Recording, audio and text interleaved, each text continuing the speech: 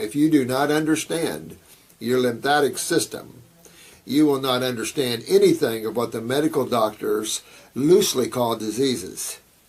Medical doctors blame all a man's suffering, all the pain, all the swelling, all the tumors, all the cysts, all the fibromyalgia, all the lupus, all of these things they blame on ticks, they blame on Epstein-Barr viruses, they love to blame the pathogens or the little microbes of bacteria. They love to blame all these people. The problem with it, nothing could be further from the truth.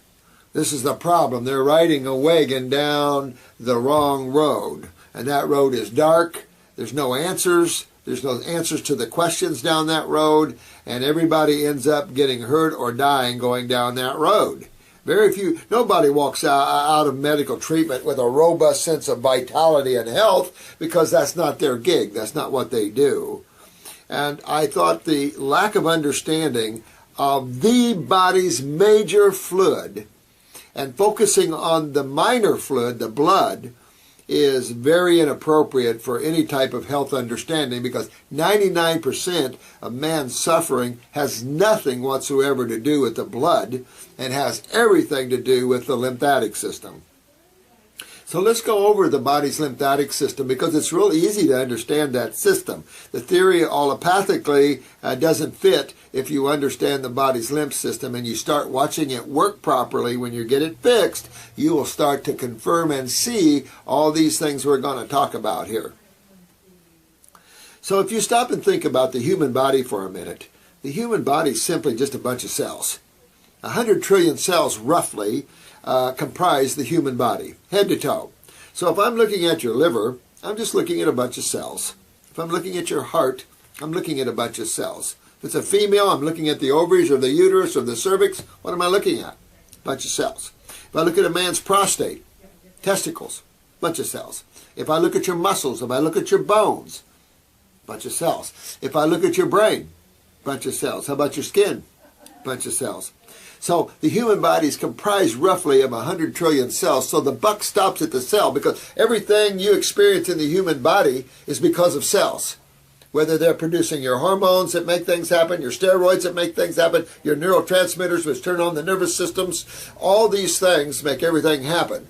So your endocrine glands in the human body are really the bosses. They're the best government that you ever had, because this government helps all the people by what they produce. And everybody works together. So the buck stops really at the cell. So if we took the body apart and we said, okay, wow, everything's a bunch of cells, what else is in there? Well, two major fluids. There are two major fluids that flow around all the cells. These two major fluids are called interstitial fluids, which simply means fluids that flow around the cells. Right? Now, that comprises the predominance of the human body. Outside of that, you have some bacterium, which is essential. Every septic system I know of has bacteria in it, and you would never kill the bacteria in your septic tank. You do that, and you're in trouble, and we'll go over that here in a minute. People have some viruses. Get rid of them. They're easy. They're proteins. They're not little single-celled organisms. They're like antigens. Their job is to bond, if you will, to the weaker cells to create immune response. You can have high viral loads in your body and never have a problem. High Hep C, high HIV viral loads, no problem. When they start bonding, now you have to the cell, now you have AIDS, or you have deterioration of the liver, or whatever virals that are involved. HPV, it doesn't matter. But till then, they're just a protein that you can detoxify out of the body. Doesn't matter. Herpes, it doesn't matter what it is. You can detoxify these out of your body. Now, we got some protozoas. Some people have worms and flukes. Okay, clean these out of the body, not difficult. And there's some chemistry in the body. But outside of that, the predominance of the human body is simply just cells and two major fluids. And these two major fluids, of course, their job is to take care of the health of the cells. Right? And these two major fluids are very simple to understand, because it's easy to understand what one has to do to be healthy. Every house that I know of is full of, have two rooms in them that matches these two fluids. Cars have these two areas in them so the motor can run efficiently. Everywhere that I see in the world, you have two things taking place. Creation is more or less a consumption and elimination activities. Almost everywhere you see is consumption and elimination of energetics, of chemistry, and then the elimination of wastes or byproducts from the interaction of chemistry. Whenever chemistry comes together, there's always byproducts eliminated from this.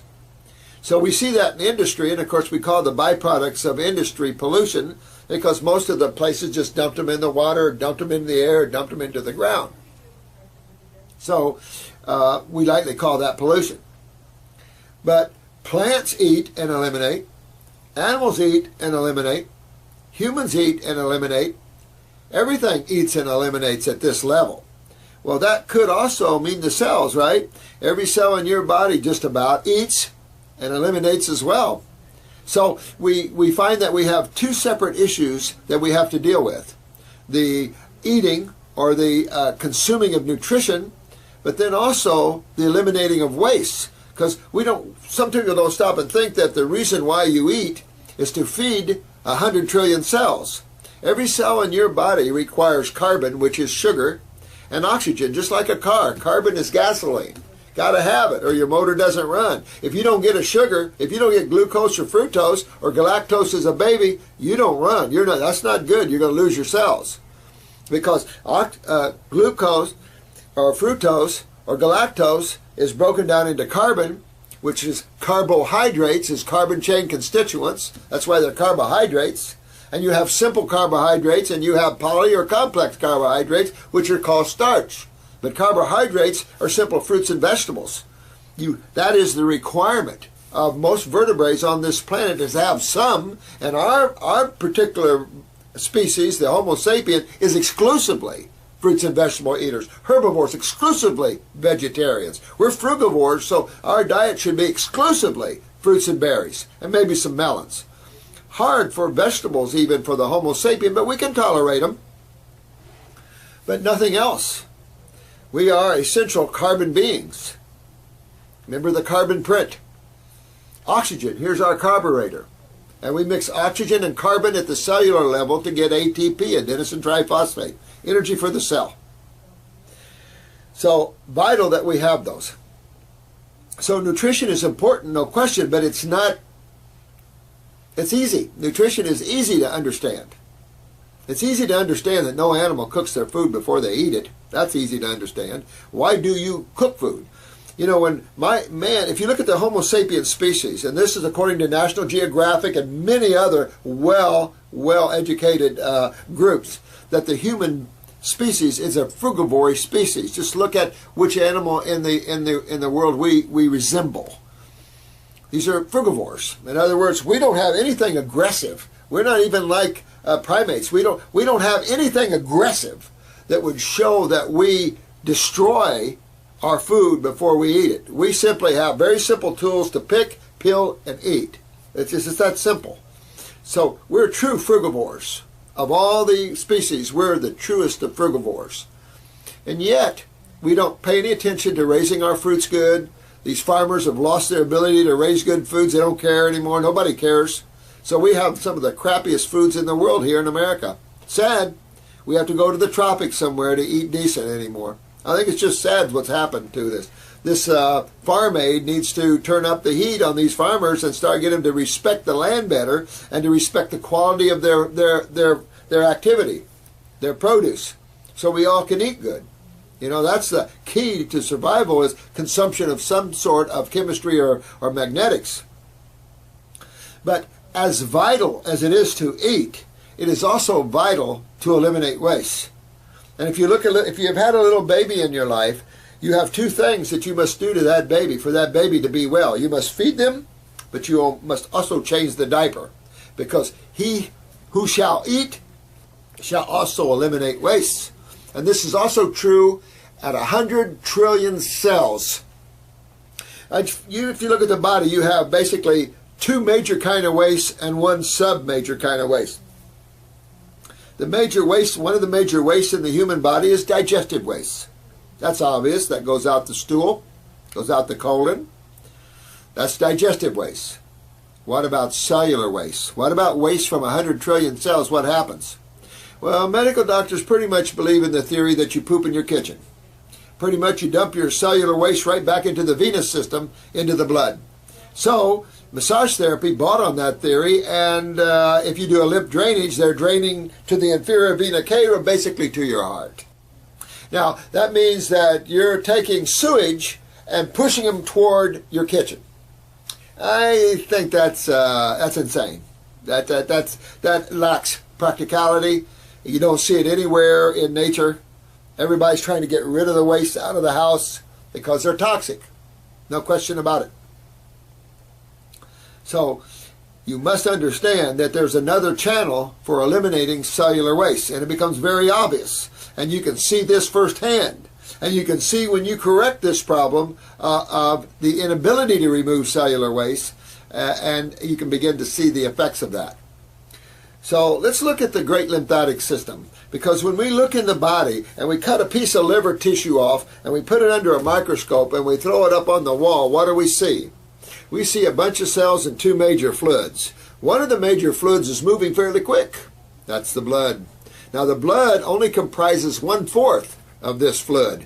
Only 1/4 of the fluid, and medical doctors are fixated on that fluid? Are we really? What's 3/4 of interstitial fluids? That's right. That's your lymph fluids. Your lymph fluids is your thicker lipid-based, probably cholesterol-based, lipid-based fluid. It's a thicker mucousy fluid. The mucosa that lines your mouth, your sinuses, lines the whole body, the gut, the lungs, the bronchi.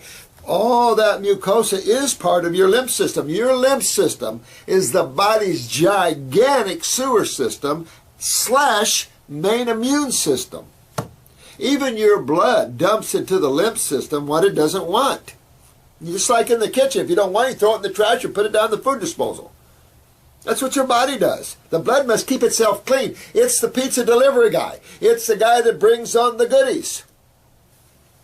Can't do everything. You can't dump waste in your blood, and you'll see real soon here why you can't do that. There must be another path outside to the outside world. And you'll see that path. Now let's look at the great lymphatic system. When you look at these fluids flowing around the cell, the blood is carrying nutrition and moving right along.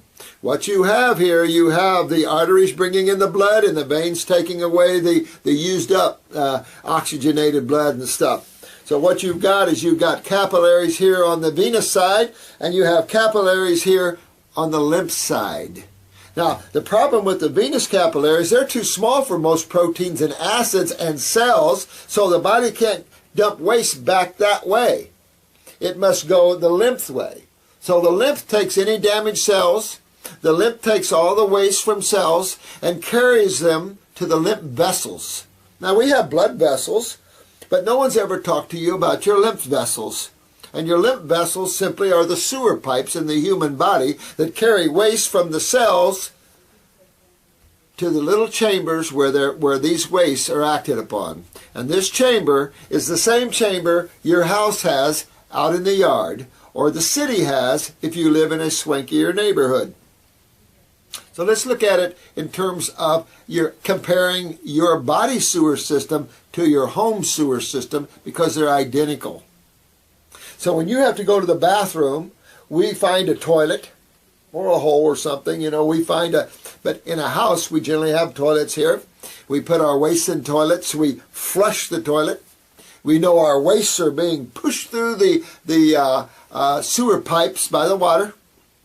We know, if you know a little more about it, you know that out in the yard is a septic tank. Now, septic tanks are designed to where all your waste go into them. The liquids are ran off to the drain field and absorbed back down into the aquifers, being filtered through all the layers. But your solids are staying in the tank. Now, who's in that tank just waiting for supper to come along? Bacteria. Absolutely. Your septic tank is full of bacteria. I used to build custom homes for a living, and when I put in a new septic tank, friends would say, "Did you seat it?" I said, "No, I don't seat the septic tanks. You'll smell it for a couple of days, but it won't take long." Because you can't keep microbes out. Well, this ridiculous, I gotta wash my hands, oh, bacteria. Tell that to an old farm boy that's lived on a farm around all kinds of hogs and cattle and all kinds of things. Don't be afraid of bacteria. Be afraid of waste. If you're going to be afraid of anything, don't be afraid of the messenger. Be afraid of what your bacteria is acting upon. This is the problem. Medical doctors still go by this antiquated Jenner Pasteur theory of the germ. And wasn't it Pasteur, I believe, died on his deathbed saying, "Whoops, nope, I'd killed one of my kids trying to prove something that's fallacy." We still live by that. That's what I love about science. It is about as constipated as you can get. Biological transmutations was introduced in the early 1900s, and some chemists are still going, Every biochemist I know of disagrees. Every chemistry professor disagrees to some extent. So just understand that science is already here. Science is God. Science is nature. This is a large laboratory or biosphere that is supporting untold amount of life forms on it. God knows and has it down, not man. Man is too busy trying to dispel what God did. Or put some kind of curve on it that has no basis in reality. What's going on is going on in life, and it's going on without the help of man. What man's doing is toxifying the planet even more. So your body does the same thing, from the cells to the lymph vessels to the body's septic tanks, and you've got hundreds and hundreds of septic tanks in your body. My house only has one. And the septic tanks in your body, of course, are called lymph nodes. And your lymph nodes are full of immune cells to take care of any damaged cells and bacteria. Now, what is the role of bacteria? To break down sewage? Same sewage in your septic tank as in your body? Absolutely. Because what is in a septic tank? Urine and stool. And I just gave away where your body gets rid of waste, didn't I? I just gave that to you. Because from the lymph nodes, medical doctors believe you reabsorb waste back into the venous system. They don't even consider lymph nodes as a big deal. They soon cut out your tonsils or adenoids or appendix or any lymph node you want. Just cut it. If it's swollen, cut it out. Okay, so let's look at this. Let's say that you got up in the morning, you use the toilet, you flush the toilet, and pretty soon you go, "Oh my God, this is backing up in my house. Something's blocked." So you call a septic man out. He comes out and he says, "Well, sir, your septic tank's full out there. Going to have to remove it." "Well, don't I need a septic tank, sir?" "No, sir. No, we can get that right out of there for you." Well, okay. So what if my septic tank was full and I had it removed instead of simply cleaned out? I had it removed, but I kept using and flushing the toilet in the house. Think that'd be a bit of a problem for me in the house? Absolutely. It'd start backing up in the house and run me right out, wouldn't it? Well, when you take a lymph node out, you got cells on the other side of that lymph node dumping their waste to that lymph node. What happens to that? Well, in many cases, the word was lymphedema, meaning your lymph system backed up, your sewer system backed up. But this isn't just a sewer system. Oh, no. We're not to the best part yet. So you never remove lymph nodes, just simply clean them out. And if you have a cancer cell in the lymph nodes, where else would you want the body to take these cells? Got any idea? You want to throw them in the blood, something like that? You know, that's obvious. That's your system that cleans you. That's your immune system. That's the system that helps the body keep clean. Just remember that. This is a vital system that's 3/4 of interstitial fluids. 3/4 of the fluids that flow around all your cells is your lymphatic fluids. Now, from the lymph nodes, where does your waste go? Not back into the blood system. You can convert some of this chemistry, but most of it has to be eliminated to the outside world. Where do you think your body does that? Through the liver? I've had people say through the liver. Through the liver doesn't expel to the outside world. No, but your 3 kidneys do. You have 3 kidneys that are the main eliminative organs of cellular waste, not your stool, your kidneys. Your right kidney drains your right head, your right arm, your right breast, your chest, your right hip, your right knee, your right leg, your right ovary, your right testicle, part of the uterus. Your left does the same thing. Well, wait a minute. I said 3 kidneys. 3 kidneys. Oh, forgot one. The skin. This is your largest kidney. It's wrapped all the way around you. What do you sweat for? What would be the value of a fever? This is simple stuff that medical doctors should be taught and should know. And you're going to these people that don't know this? That's scary. Because I spent a lot of years in emergency rooms, and all I saw with American medical doctors, stopping fevers, giving antibiotics. So instead of letting the sewage come out of the person, they kill the bacteria that's eating on it, they break the fever, they stop the body from eliminating its sewage. Oh yeah, the sewage is still there. Oh yeah, no problem. That's not the problem. It was simply the bacteria eating on the sewage that was the problem. Yes, there's some gnarly bacteria, but there's some very gnarly septic systems out there that are really highly clogged. The average person has a major problem in the lymphatic system. The problem with the kidneys, they must filter these cellular wastes. And there's a couple of glands, one on each top of each kidney, called the adrenal glands. They control the kidney. And when the adrenals are down, the kidneys are down. And it probably started the other way with all these high-protein diets, which are known to damage the kidneys.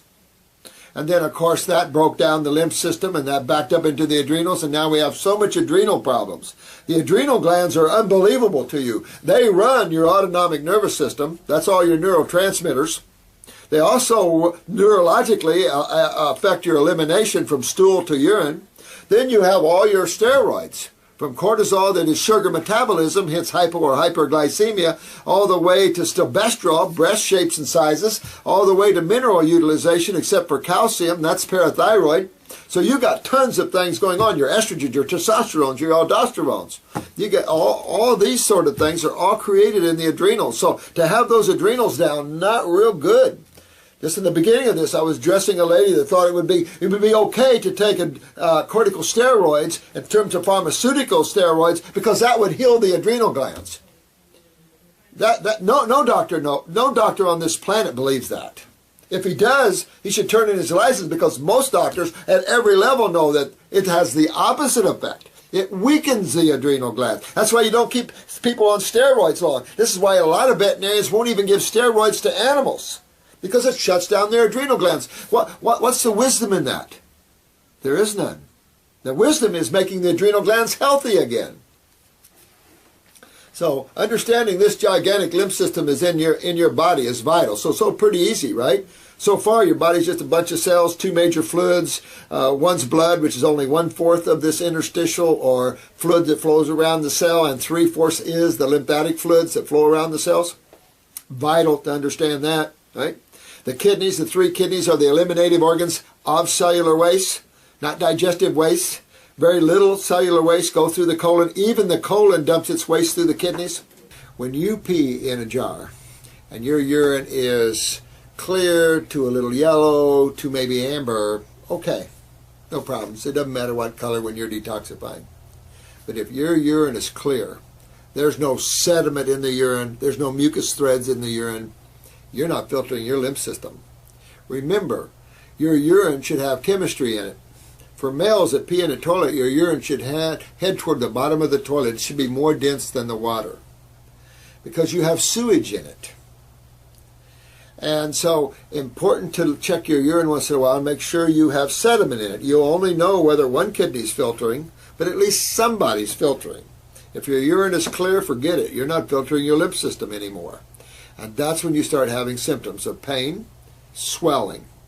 Pain and swelling are some of the symptoms of the lymph system backing up. Now let's go one step further, and I think this is vital that everyone understand this next step, because it is also simple to understand, but vital to understand, because this is the core of basically all life in creation, and of course particularly relative to you on this planet right now. From a perspective of a chemist, all life is nothing but chemistry. And chemistry, all these chemical compounds are all made from the elements. And we call the elements elements because those are the building blocks of all creation. And they found a couple of new elements the other day. Named them some kind of goofy names. I couldn't even pronounce them hardly. And I brought us up to 123, 126 elements now, I forget. So we have a fair amount of elements that make up and comprise all of chemistry. Calcium, magnesium, sodium, potassium, zinc, arsenic, oxygen, hydrogen, carbon, helium, nitrogen. So we have all these components that make up all of life. And then because we thought we were maybe better than God or something, we decided to play with chemistry. I had a chemistry set growing up. I always loved chemistry. Science. I excelled in science. I love science. I love to see how things are put together and how they're made. But they must fit. Our theories and our understandings must fit like a hand in a perfect glove with creation and this biosphere and the activity and the life and times of all the species. Everything must fit. Diet, nutrition, everything from elimination to activity, to rest. All these aspects of life must be observed and understood. Man, his mind has carried him so far away from the world, the biosphere, the planet, that we feel like we're the superior ones on the planet. And I thought that has done nothing to serve man well at all. It's created a narcissism and a I don't care about all life. So in chemistry, we've made a lot of things. We've made coal tar products. We made antifreeze products. We've literally made plastic everywhere. We've literally made all kinds of things. Ink. We've done all kinds of chemistry out there. Of course, in doing that, we've had to break apart the chemistry that was created by the Supreme Being. Chemistry in nature is all bonded together. Where arsenic in nature is a microtrace element, is a nutritive element. If I bring it forward like a elemental, say like calcium, and I take it at that level, I'm going to die from it. So God put everything in proper ratios and magnetically bonded together. When we go in and we rip apart chemistry, we break the magnetic bonding. Now we have an open-end magnetic bonding or ability to bond with something else. So what we've created is free radicals from the bonding of chemistry in ways that we don't understand yet. We don't know what's antagonistic chemistry to another. We know some things, like vitamin C is antagonistic to calcium. So we know some of these things, but we don't know very much of them. Studied chemistry all my life. So that's a problem. But there's one thing you must understand. No matter how much chemistry we're looking, let's say we had 10,000 compounds in front of us, and we had 100 elements in front of us. How many sides can we divide all this chemistry into?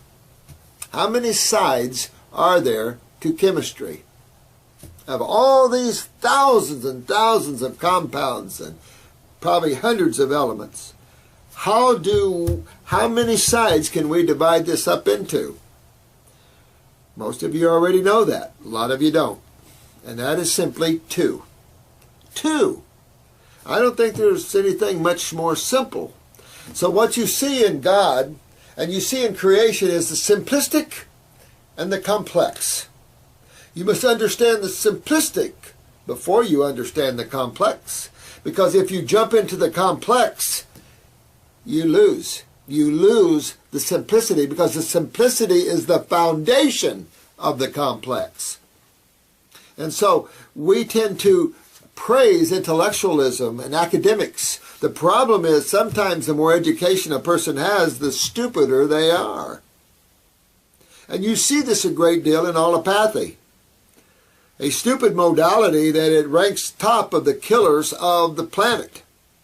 Last year in America, I think it was Gary Noel and a couple of other people put together, but I'm telling you, the website is full of these facts and figures. Even other medical doctors are squealing now on other medical doctors. Over 1 million people killed last year allopathically. 1 million! None naturopathically, but I'm a state and I'm going to protect its citizens. I'm going to bar naturopathy, but I'm going to allow allopathy. Oh, it kills a lot of people, but it's okay. Nature doesn't hurt anybody, but no, for the sake of the well-being of the people, we're going to allow the killers in and those that do no harm out. I find that totally interesting. Now, there's two sides to chemistry. What are they? Now, the nature of these two sides of chemistry is vital to understand. The two sides of chemistry can be paired or can be compared to male and female. The one side of chemistry can be considered the men. The other side of chemistry can be considered the ladies. Okay? Now, the male side of chemistry is by far the aggressive side of chemistry. Men are aggressive. They like to tear things apart. I was asking a guy the other day if he had a screwdriver because I wanted to tear this phone apart and see how it was made. That was the male side of me. The female side of me is going to take a paint brush and put flowers on my phone. Because the female side of chemistry is the healing, the building side. Females create. They're the creative side. They sing, they dance, they write music, poetry, they knit, they make quilts. The male side of chemistry tears things apart. Essential. Not one is better over the other unless you have too much of one. Especially if you have too much males together, you have a very aggressive mix. Nothing wrong with that at certain stages. So, men, they're inflammatory. Women, anti-inflammatory. Now, when you see a male that's creative, that's his female side. I'm a musician, so that's my female side. I get in touch with that. I was raised by my grandmother and my mom and my sister. And then I had a grandfather who was a workaholic. And too much aggression there. I like the other side. So I was a musician into creative arts. That's my female side. But I can get my male side. I was a farm boy throwing hay, cutting Christmas trees. I mean, that was my male side. But I always like to come over on the female side too. And that's the way it is in chemistry. There's all levels of female chemistry and all levels of male chemistry. That's simple. Again, male chemistry inflammatory, female chemistry anti-inflammatory. To make it simple, male chemistry is referred to as corrosive chemistry in chemistry. And of course, the name of male chemistry is acids. Acids are the corrosive side of nature. Very aggressive. The main side, or predominant side of chemistry on this planet is called base chemistry. Or another word that's highly used is alkaline chemistry. The base or alkaline side of chemistry is the female healing side of chemistry, which used to dominate this planet by 80% to 20%. In other words, the atmosphere at this level and fruits and vegetables predominantly were 80% base or alkaline chemistry to only 20% acid. In other words, there's a lot more calcium, magnesium, sodium, potassium than there was phosphorus, iron, and the acid side. And this was very important because your blood is predominantly base chemistry. 7.4 is the pH of blood, or should be. So you can't dump acids into the blood without severely hurting yourself. Matter of fact, if your blood becomes acidic, what is the end result of that? Well, about 4 minutes from now, I'll be probably putting some flowers on your grave because your blood can't be acidic without killing you. That's simple. So you can't put acids in the blood. It must be regulated. So phosphorus in your acid side, your nitrogen side of chemistry, is the lowest side of chemistry. Man has to do the other way. For some reason, medical doctors think protein is the cat's meow, and the body can't even use it. So what we have is a recommendation of high acid foods in life, grains, beans, meats, cooked dairy products. All these are highly acidic foods into a blood that is supposed to be alkaline. You can imagine that doesn't make the blood very happy. Matter of fact, the blood's shocked. Oh my God, if you just ate a piece of meat, you could die from that. Because of the dominance of acid chemistry in the blood, you could bring that homeostasis of blood down to the acid side. That's it. But the blood can steal something. The body can take calcium out of the walls of your arteries, out of the walls of your veins, out of your fingernails, out of your bones. but particularly out of the walls when it's your blood, it'll steal them out of the walls of your vascular system. And guess what your symptom's going to be then? Bruising easy, varicose veins, spider veins, hemorrhoids, brittle fingernails, osteoporosis, scoliosis. You can just keep going right down along like connective tissue weaknesses. Everything starts bulging, herniations from aneurysms, go right on down the road. The body's stealing from its structure to fight acids. Because in this world, in this planet, if acids win, you lose. National Geographic did a beautiful show on the Appalachian Trail, and they were showing all these states, and there was park rangers, forest rangers in each of these states checking the water. And this one forest ranger says, well, you see that six-legged frog down there? Whoa, wow, what's that six-legged frog? It's a mutated frog. Well, how did that happen? The forest ranger said, acid rain. The acids are coming out of the atmosphere. You know why? Because pollution is acidic. Some of these countries I can't even go into anymore because it burns me so bad to breathe. They don't have catalytic converters. Car exhaust, acidic. Factories, acidic. We've dumped acids. Matter of fact, in L.A., I heard there's a warning that if you're 70 years or older, move out, because that mushroom cloud is a dark acid mushroom cloud, and lung cancer is skyrocketing in the 70-year-old or olders.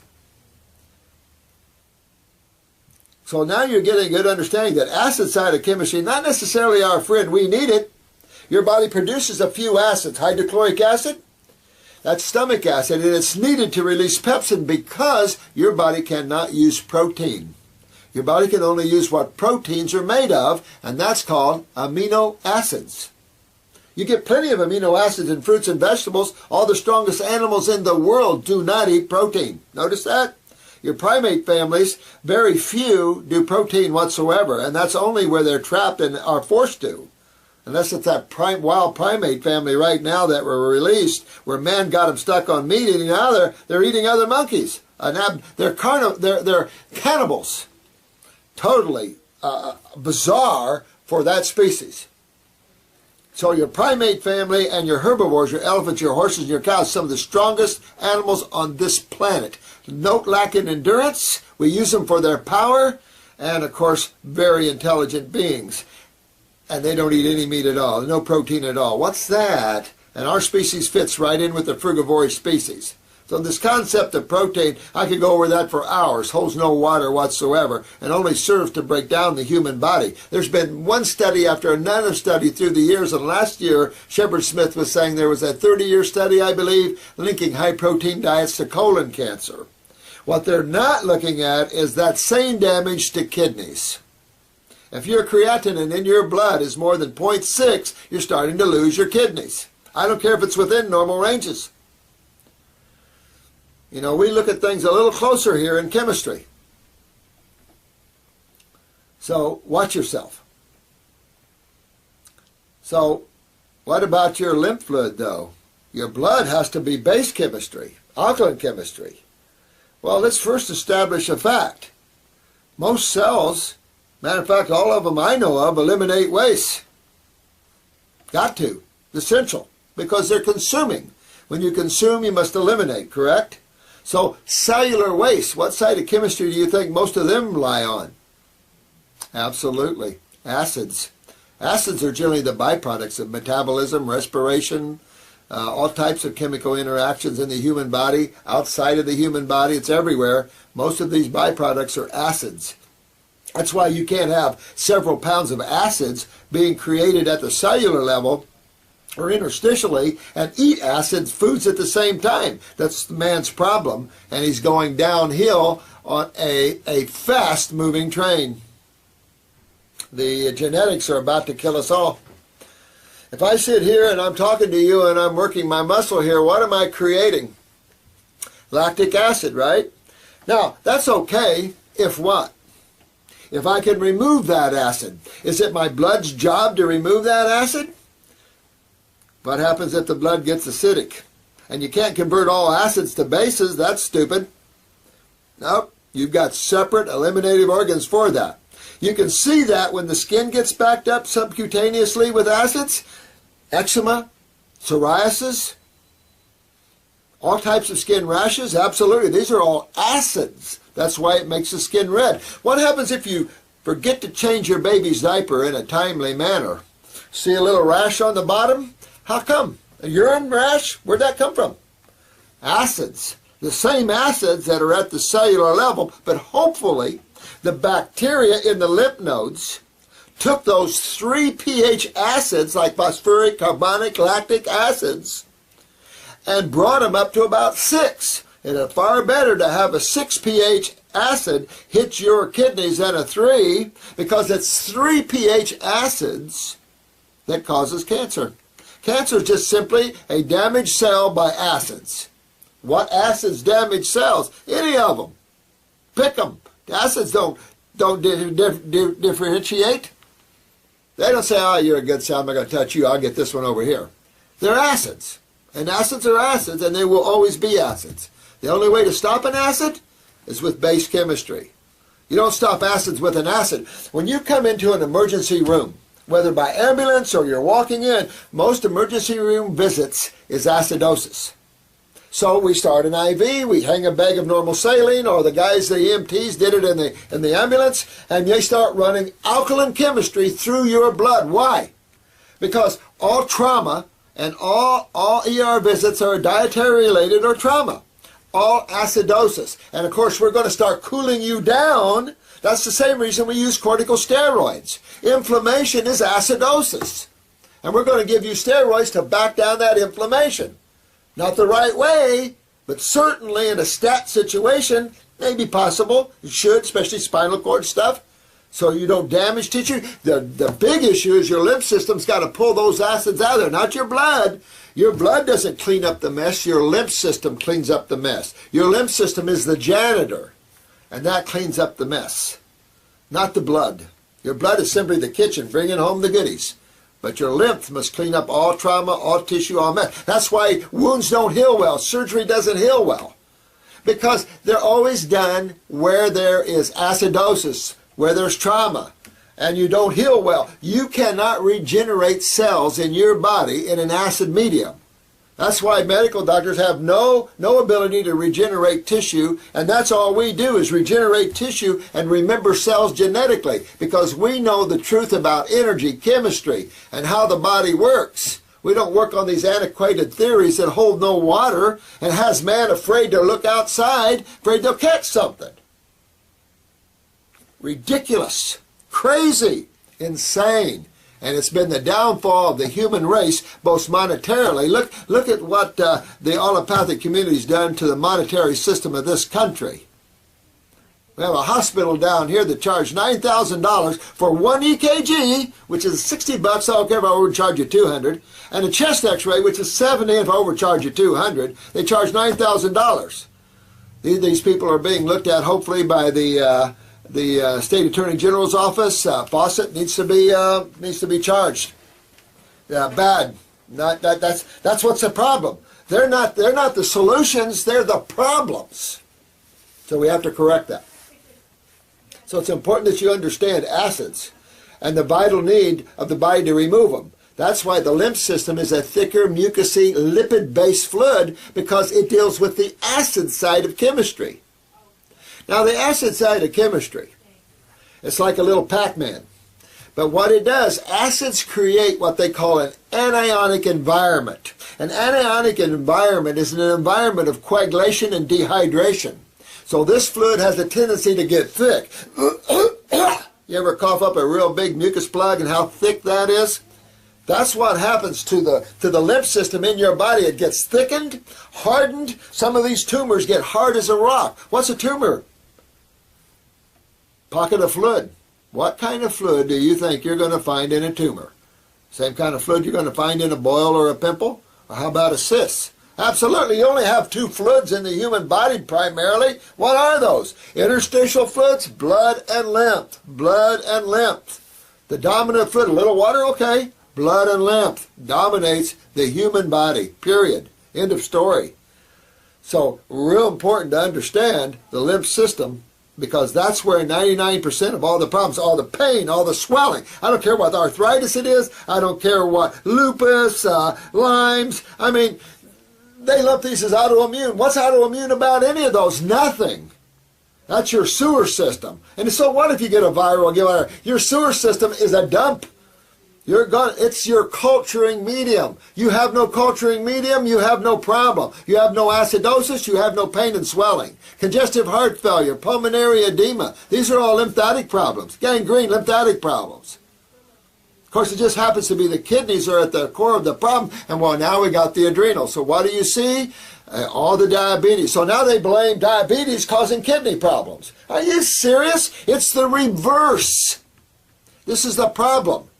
What medical doctors believe, if you reversed it, you'd probably find the truth. And that's one of them. The problems with the kidneys and the adrenals in the first place, that affects sugar metabolism. There's no such thing as diseases. If you want to empower yourself with knowledge, get rid of this idea and fallacy and concept of an illusion of diseases, because they don't exist. Everything is chemistry and physics in action, and you have cause and effect. And of course, the overriding principle is the strong survive, the weak are consumed. And you must understand that cellularly and what nature does to eliminate its weaknesses. You also must learn in chemistry what the body does to fight acids. And your body has two main antacids in the human body. And those two main antacids in the human body is number one, cholesterol, and LDL, of course, is what your adrenal steroids are made from. HDL is phospholipids, all in the cell wall. Why? Protection against acids. Your body must protect itself against the use of acids. There is a protection with estrogen. Estrogen is acidic. But what protects the body from too much estrogen burn? Progesterone. How about testosterone? Progesterone. You can use any corticosteroid, would work. How about hydrochloric acid in the stomach? Bicarbonate from the pancreas. So if you have true acid reflux, you're going to have bicarbonate problems in the pancreas, aren't you? Absolutely. So understanding this war between the two sides and what the body has to do to win, because if acids win, you lose. And you can name any condition there is out there, and you're going to always use the word acidosis. Acidosis, acidosis. There's only two sides to chemistry. Pick one. There's only two major fluids of the human body. Pick one.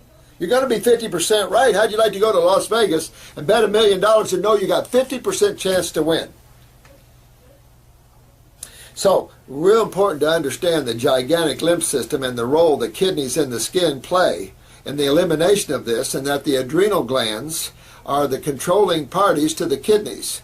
And of course the thyroid controls how the fevers of the body and can control the elimination through the skin. So getting healthy is primarily focused on the lymph. Blood is easy. Just change your diet to fruits and veggies. You'll clean the blood, everything's good. But I got to go through the blood to get to the lymph.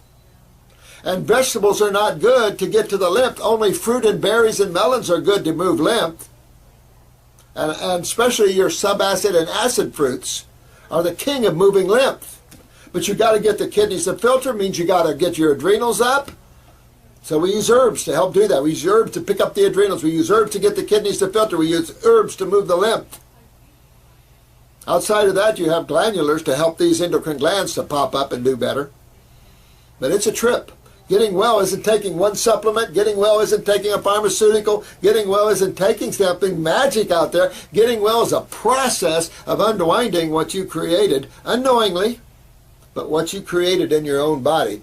So take time and understand this lymph system, and take a look at your lymphatic system, because it is the system that is protecting you, but it's also the system that's hurting you. You know, the ironic thing is most people die on their own waste. And these are acids. So understand the lymph system. Understand that fruits and berries and melons are the best foods for lymphatic congestion. Whether you got sinuses, you got tumors, it doesn't matter what you got, it's all lymphatics. Interstitial fluid, tumors are interstitial fluid, cysts are interstitial fluid. Not moving anywhere very fast. And these tumors will break up as the body isolates this acid mix. The body will open up, and when the pathway's open, your body is the smart one. We're the ones that clogged our bodies, acidified our bodies, and broke down our bowels and our kidneys, clogged our lymph systems with all this crap milk. And now we have serious lymphatic problems. And you're not going to get rid of them in 2 weeks. You got moving that lymph from head to toe is miles long. You got some work ahead of you.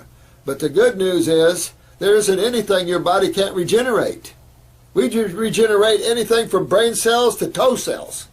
So it's really cool to get on the health side of this. You lose that medical disease dark side that they're totally lost in the woods somewhere. Someday maybe they'll find their way back. But you have to take care of your body and your health. And you must knowledge up, please. And then you'll be okay.